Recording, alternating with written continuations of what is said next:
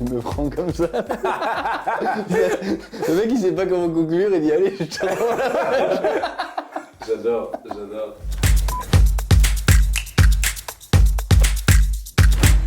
Bonjour Maxime, Salut, merci d'être avec moi dans mon appart à Bruxelles, dans ce petit studio. c'est un plaisir. Et du coup Maxime, pour donner un petit peu de contexte à nos auditeurs et nos auditrices, tu es le fondateur de Give Action avec deux de tes amis, collègues je pense. Vous avez lancé ça en 2019. À la base c'était une application pour aider les associations à gagner en visibilité, même à gagner de l'argent via la publicité, c'est bien ça? Ouais, absolument. Et puis vous avez fait un petit shift en 2022 pour différentes raisons, tu nous en parleras peut-être. Mais vous gardez le même objectif, c'est toujours de rendre des acteurs engagés plus visibles, plus désirables et plus attractifs. Tu es aussi activiste, je pense, en tout cas tu te définis un petit peu comme ça. Tu es notamment connu sur les réseaux sociaux pour avoir porté plainte contre différents cas de greenwashing, on en verra peut-être quelques-uns ensemble. Est-ce que cette définition déjà elle te correspond? Est-ce que tu ajouterais quelque chose? Ouais, c'est pas mal, c'est pas mal. Ok. Au niveau professionnel, en tout cas, c'est bien. J'ai passé sur Typique il n'y a pas longtemps Ouais. et ils ont mis comme titre Citoyen anti-greenwashing, ce que j'ai trouvé assez drôle. Ouais, c'était très drôle, je me rappelle aussi. Je sais pas qui est citoyen pro-greenwashing, s'il y en a. Ouais, exactement. J'aimerais bien les rencontrer, mais c'était cocasse. Moi aussi, j'aimerais bien les rencontrer en tout cas.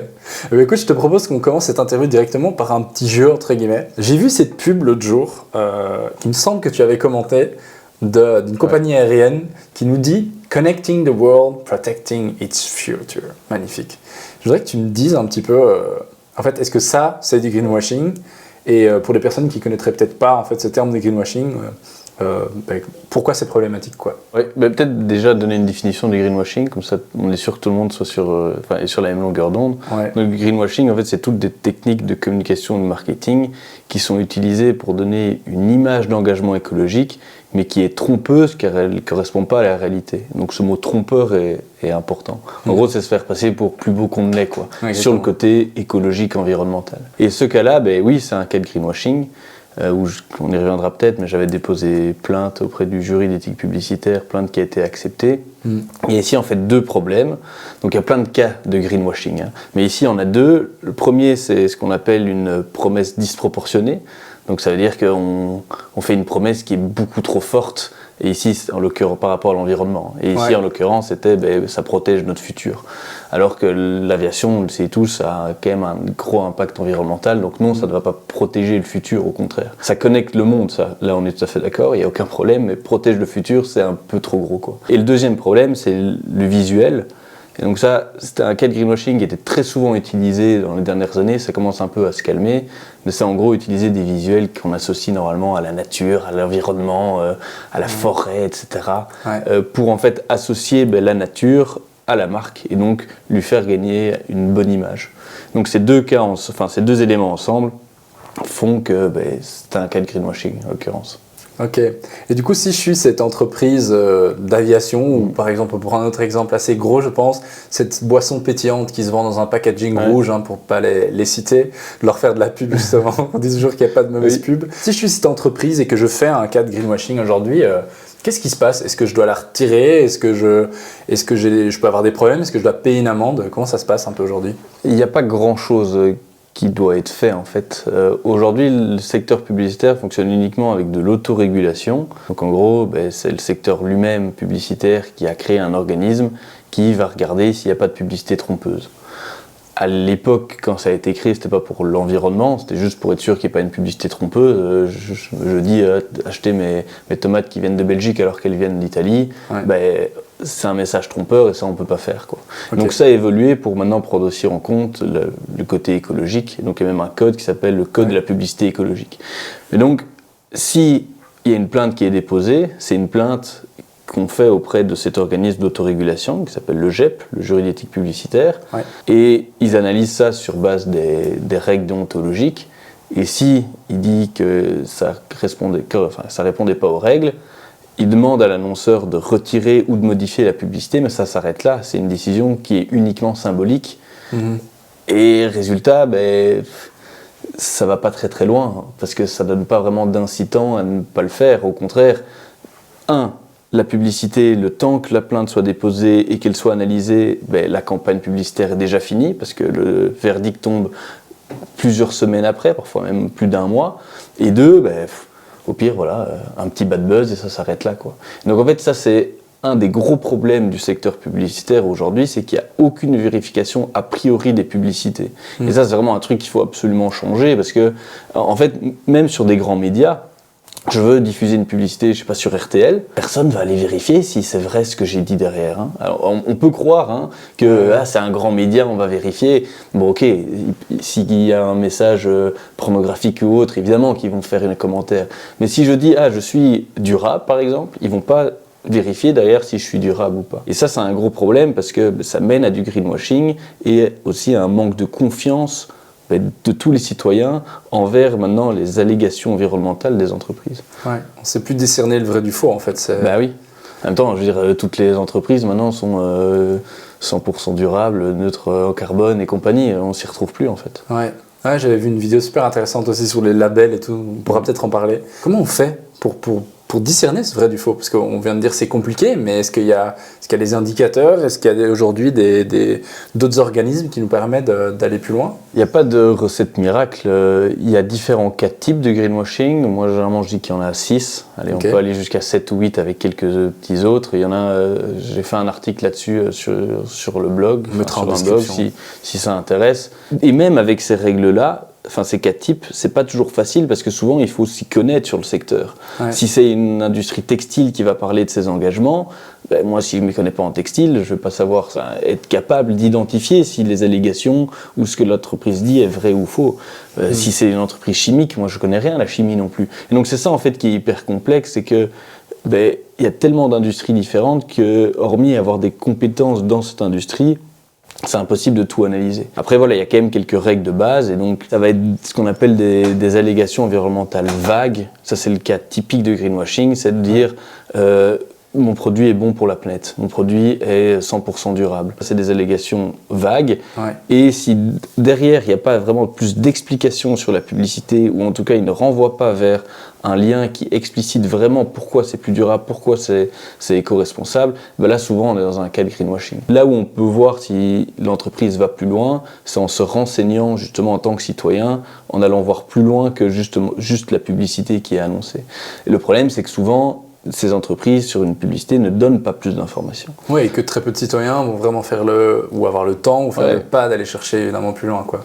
Bah oui, parce que je veux dire, si on doit tous se renseigner sur toutes les publicités qu'on voit, on a autre chose à faire dans notre vie, quoi, tu vois. Surtout que des pubs, on en voit quand même pas mal cette journée. Donc en fait, c'est pour ça que je dis que le gros problème de la publicité aujourd'hui, c'est qu'il n'y a pas de vérification a priori. C'est ce que l'Union européenne est en train d'essayer de mettre en place avec une directive européenne. Pour justement... Le Green Claims, j'allais justement te poser une question là-dessus. Ouais, il y en a deux. Il y a Empowering Consumer for the Green Transition et Green Claims.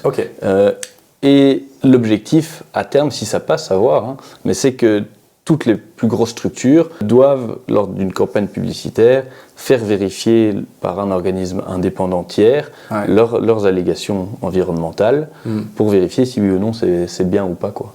Et donc ça demanderait beaucoup de boulot, certes, mais ça réglerait le problème. Et donc ça veut dire que là, il y aurait un organisme tiers autre que celui que tu as mentionné avant, je ne me rappelle pas du nom déjà, désolé. Le juridique publicitaire. Oui, ça pourrait être lui. Ça pourrait être lui en partie, hein, mais à mon avis, il ne pourra pas le faire tout seul. Ouais, parce que j'allais dire, est-ce qu'il est pertinent, vu qu'il il est lui-même dans le secteur de la pub, est-ce qu'il est... Tu vois, comment est-ce que ça marche? Ça justement, la directive n'est pas encore passée. Enfin, en gros, pour donner juste un peu de contexte, il y a deux directives. Donc, il y a la première, Empowering Consumer for the Green Transition, qui là a été votée. Donc celle-là, elle va passer. Et donc, à partir 2026-2027, on ne pourra plus faire des allégations environnementales vagues, donc durables, éco-responsables. Oui, genre net zéro, ça, on ne pourra plus faire. On ne pourra plus utiliser de labels indépendants aussi, hein, tu parlais de labels. C'est bien donc ça, des faux labels indépendants créés par les entreprises, ça, il faudra que ce soit tiers et indépendant. Peut-être pour réexpliquer aussi aux personnes qui ne connaissent pas, si c'est brièvement expliquer comment ça marche, l'histoire du label indépendant. En gros, un exemple typique qui a d'ailleurs été repris il n'y a pas si longtemps que ça, c'est une marque de chocolat, pour ne pas citer le nom, hein, qui a créé justement son propre label de cacao durable, approvisionnement en cacao durable, mais c'est eux-mêmes qui l'ont lancé. et qu'ils ont ensuite apposé sur leurs emballages. Oui, je dis pas qu'il est mauvais ou pas, hein, c'est pas ça la question, mais c'est juste que forcément il y a un manque de transparence et d'indépendance, parce qu'un label, le but c'est que ce soit un organisme tiers comme Fairtrade par exemple, hein, qui là c'est indépendant, ils vérifient s'ils font bien les choses, s'ils font bien les choses ils ont le label, sinon c'est ciao quoi, en gros.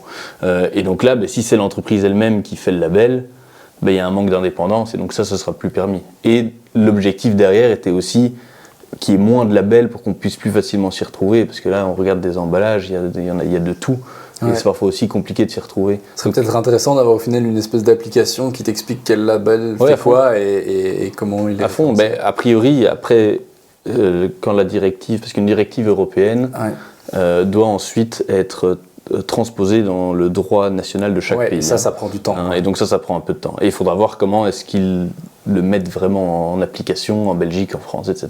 Mais a priori, à ce moment-là, il ne pourra plus en avoir tellement que ça, et donc on y verra un peu plus clair. C'est l'objectif. En tout cas, du coup, c'était pour la première partie. Ça c'est pour la première partie. Donc ça, on pourra, en gros, ça va être encadré. Et la deuxième partie, mais qui n'a pas encore été votée, et ça risque de ne pas être le cas avant la fin de la législature actuelle, donc à voir si ça sera encore le cas en fonction des élections, quoi. Mais c'était d'encadrer, de donner des règles sur justement la vérification de ces allégations. Parce qu'aujourd'hui, dans cette première directive, on dit juste, ok, on peut plus faire, mais ils disent rien de comment faire pour qu'il n'y en ait plus. C'est ça. Et donc là, l'objectif était d'encadrer en donnant des règles, mais il faut qu'il y ait un organisme tiers qui analyse ça et ça. Et il y aura aussi des sanctions qui suivront si je ne me trompe pas. Absolument. Et là, l'objectif, et ça c'est même dans la première qui est passée, hein. Bon, ça, chaque pays déterminera le montant des sanctions, mais on parle quand même de quelques pourcents du chiffre d'affaires, ce qui peut donc être des gros montants. C'est bien, parce que du coup, c'est proportionnel. Ouais. Parce que si l'amende est, on va dire, fixe, tu vois, à la pub, fatalement, pour une grosse entreprise, ça fera mal. PME, ça fera mal. C'est cool, ça. Donc on voilà, avance, mais... On avance dans la bonne direction, oui. Bon, c'est pas pour tout de suite. Après, certains diront on est toujours obligé d'encadrer, on entrave la liberté, ça c'est tout ce que mes haters disent, quoi. D'un côté, si on voit bien que si on ne met pas des règles, les entreprises font n'importe quoi et on arrive maintenant, et c'est pour ça que l'Union européenne a pris des mesures, parce qu'ils ont fait des études et ils voient que la grande partie des citoyens n'ont plus confiance dans les allégations environnementales des entreprises. Ce qui est logique, parce qu'on ne sait plus qui et quoi croire. Et donc c'est pour ça qu'ils ont réagi, et je pense quand même que c'est une bonne chose. À fond. Et du coup, là, ça devrait être passé quand ? Ce sera les votes pour juin. En gros, la première directive a été votée, donc là maintenant ils ont 2 ans, si mes souvenirs sont bons, pour le mettre en application dans le droit national. Donc vers 2026, un truc du style. Et puis pour la deuxième, Green Claim, ça, on ne sait pas. Advente pourra, c'est comme ça qu'on dit ? Advienne que pourra. C'est pas du latin, c'est du français, quoi. Mais du coup, on va arriver à la partie un peu plus fun aussi de l'interview. Au-delà de ces allégations qui vont passer, j'espère, et qui vont, en tout cas de cette directive qui vont arriver. Si aujourd'hui, je suis citoyenne, hein, pour les personnes qui nous regardent, comment je peux porter plainte ? Toi qui le fais, il semblait, quelquefois on s'est rencontrés, qui me disait c'est assez simple. En quelques bullet points, comment on fait, quoi ? Pour le coup, c'est vrai que c'est assez simple. En gros, on va sur le site du jury d'éthique publicitaire, donc c'est jep.be. Tu mettras en description. Je mettrai les étapes et tout. Et ensuite, il y a déposer une plainte, et puis là, il y a un petit formulaire à remplir. Vous indiquez le nom de l'annonceur. C'est mieux s'il y a une photo. S'il n'y a pas de photo, vous décrivez. J'en sais rien, si c'est de la radio, on ne sait pas prendre une photo, quoi. Mais on décrit, on met une photo, et puis on explique pourquoi on porte plainte. Donc typiquement, dans le cas de la compagnie aérienne qu'on a vue, j'ai dit ça trompe le consommateur ou ça l'induit en erreur parce que non, ça ne protège pas le futur, qu'est-ce que ça a un impact environnemental, et en plus ils utilisent une image d'une planète qui est un peu trompeuse. J'ai juste mis ça, hein, et c'était bon. Et j'ai déposé une plainte très récemment qui a aussi été acceptée contre une marque de vêtements. C'était juste vers une mode 100% durable. J'ai dit le mot 100% durable est beaucoup trop fort, il n'y a pas de nuance, ça induit en erreur le consommateur, ça peut être un cas de greenwashing. J'ai juste mis ça, donc ça m'a pris vraiment 2 lignes. Je l'ai même fait sur mon téléphone, quoi, ça m'a 10 minutes. Et puis après ils analysent, ils envoient s'ils disent oui, ils envoient ça à l'annonceur qui doit soit te retirer, soit te modifier. Et ils ont quoi comme laps de temps pour faire ça ? Ils doivent le faire immédiatement. Mais après, comme je disais, c'est symbolique, donc en soi, Le mal est fait aussi, on parlait. Un, le mal est fait, et deux, même s'ils le font pas, ils vont pas avoir de sanctions. Hein. Et c'est pas proportionnel, par exemple, le nombre de personnes qui viennent porter plainte par rapport à une pub, est-ce que ça peut pas peser dans la balance? Non. Ok. Ça change rien. Après, il y a moyen de porter des plaintes au SPF Économie lorsqu'il y a vraiment un message qu'on trouve totalement trompeur, hein, mais dans des cas, juste une affiche comme ça, c'est pas suffisant. Hein, mais... Donc c'est un peu le seul outil, bien que totalement imparfait, à notre disposition pour essayer d'être un peu activiste et de montrer qu'on n'a pas envie de se laisser faire. C'est pour ça que je le fais. Tu fais très bien. Et justement, à l'inverse, si maintenant je suis une entreprise, une petite entreprise ou grosse entreprise, et que j'essaye d'entre guillemets bien faire les choses, hein, et que j'ai envie de le mettre en avant, même si mes pratiques ne sont pas nécessairement parfaites, mais comment je peux faire pour ne pas faire du greenwashing? J'ai entendu parler récemment d'un terme de greenhushing, je pense. Et donc, comment est-ce qu'on pourrait faire? Mais justement, communiquer d'une manière plus responsable, c'est parfois même un jeu d'équilibriste, parce que toute activité a un impact écologique. Et donc on ne peut pas dire qu'on est parfait, parce que non, même produire un vêtement qui est le mieux fait de la planète du monde, ça va quand même avoir un impact écologique plus faible, mais ça va quand même en avoir un. Et donc on ne peut pas dire il est 100% durable, vous sauvez la planète, vous sauvez les océans grâce à mon produit. Et donc il faut vraiment essayer d'avoir une démarche de transparence et d'honnêteté. Il faut d'abord, avant de commencer à communiquer, avoir vraiment des informations fiables sur son business. Typiquement un bilan carbone, une analyse de cycle de vie de ses produits. La transparence sur la chaîne de production. Oui, et il faut avoir ces informations-là, parce que si on ne sait pas d'où vient son impact, c'est difficile de communiquer sur l'impact. Donc tant que ces éléments-là n'ont pas été faits, moi je conseille de faire profil bas, de ne pas trop prendre la parole dessus. Ou alors de dire, voilà, on est conscient qu'on a un impact, on ne sait pas encore vraiment le quantifier, donc voilà ce qu'on a mis en place. Les prochaines étapes, c'est bilan carbone, ACV, etc. On vous tiendra au courant de l'aventure, quoi. Mais juste une communication comme ça va. Mais pas dire, on est une entreprise hyper engagée, on va faire un bilan carbone. Là, ce serait un peu exagéré, quoi. Donc à partir de ce moment-là, quand ça a été fait, on peut ensuite passer sur justement les différents éléments qui ont été mis en place. Je dis transparence et honnêteté, donc je dis, il faut quand même qu'il y ait des actions qui ont été mises en place, sinon on ne va pas mentir non plus et communiquer sur des actes qui sont erronés. L'idée, c'est de ne pas vouloir trop se vendre, et l'idée de la transparence, c'est un élément qui est un peu compliqué à intégrer, même dans notre société en tant que, personne. Hein. On n'a généralement pas trop envie de mettre en avant ses faiblesses, on veut juste mettre en avant les côtés positifs pour pas être mis à mal, quoi. Surtout chez les hommes, on a souvent ça, on veut être fier, on peut pas pleurer, etc. Ce qui est un peu dommage, je trouve, mais bref, c'est un autre débat. Et à partir donc de ce moment-là, il faut réussir à changer d'état d'esprit et de se dire, ok, il y a des choses que je fais bien, il y a des choses que je fais pas bien. Un sujet, Brothers Beer Project fait ça très bien, ils ont sur leur site, voici ce qu'on fait bien, voici ce qu'on fait mal, et donc ils disent, voilà, notre activité, il a des effets négatifs, sur tel et tel secteur ou autre. Donc ils mettent de manière transparente le positif et le négatif. Et ça, c'est une bonne manière de procéder, parce que si on met en avant le négatif, on ne fait pas de greenwashing, parce qu'on met aussi en avant ce qu'on ne fait pas bien. Là où il y a du greenwashing, c'est généralement, on fait une communication, on est incroyable, alors que derrière, on sait bien que c'est pas incroyable. Et c'est là où est le problème. Et donc, il y a plein de petites techniques comme ça qui doivent être utilisées, où il faut faire très attention dans sa communication, et il n'y a pas de secret, il faut se former là-dessus. Et c'est quelque chose qui est quand même relativement récent, et peu de personnes sont, même au niveau communication, publicité, marketing, sont formées là-dessus. Le point positif quand même, c'est que pour avoir échangé avec pas mal de boîtes ou autres qui ont été pris par du greenwashing, c'est pas des personnes mauvaises. C'est juste qu'ils savaient pas trop, ils ont mis en place des nouvelles choses, ils voulaient avoir un peu dans ce vieux réflexe de ROI, on a investi dans quelque chose, on veut un retour sur investissement. On veut améliorer notre image. Et donc on va communiquer dessus, et sauf que c'est très maladroit.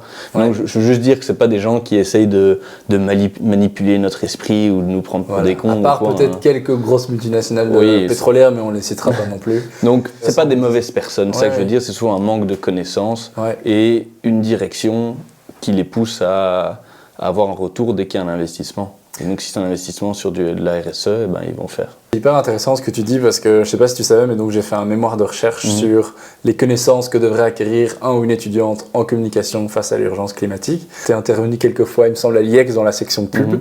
Au final, si les gens sont pas formés, et moi c'est ce que j'essaye de pousser au sein de l'IEX, mais au sein d'autres établissements aussi, fatalement ce genre d'erreur arrive.